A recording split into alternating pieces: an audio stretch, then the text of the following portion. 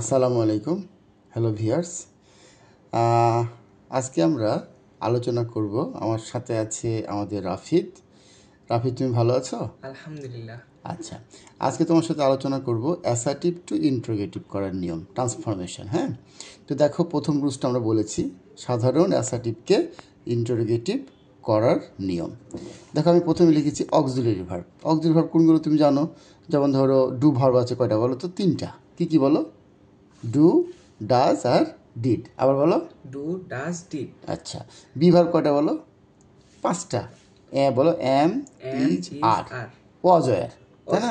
বলো তো be verb কয়টা? Am, is, are, was, were. পাঁচটি। তাহলে এই যে দেখো, অক্সিলারি ভার্ব থাকবে, তারপর একটা নট দিব, দেখো নটটা ঘেরা আছে, এরপর একটা সাবজেক্ট, তারপর একটা প্রিন্সিপাল ভার্ব, তারপর একটা আদার্স দিয়ে একটা কী বলো? কোশ্চেন মার্ক দেবো। কেন কোশ্চেন মার্ক দেবো বলো? কারণ এটা ইন্টারোগেটিভ সেন্টেন্স, তাই না? একটা এক্সাম্পল দেখো, কবির হ্যাজ ইনভাইটেড মি। তাহলে এটা অ্যাসার্টিভ সেন্টেন্স। একেবারে কী বানাবো দেখো? ইন্টারোগেটিভ বানাবো। তাহলে এখানে অক্সিলারি ভার্ব কোনটা বলো? হ্যাজ। আচ্ছা, হ্যাঁ, দেখো প্রথমে আমি হ্যাজ লিখেছি, তাহলে অক্সিলারি ভার্ব হ্যাজ আছে, এই দেখো অক্সিলারি ভার্ব, এই দেখো হ্যাজ লিখেছি, ঠিক আছে? এবার দেখো নট কি এখানে আছে?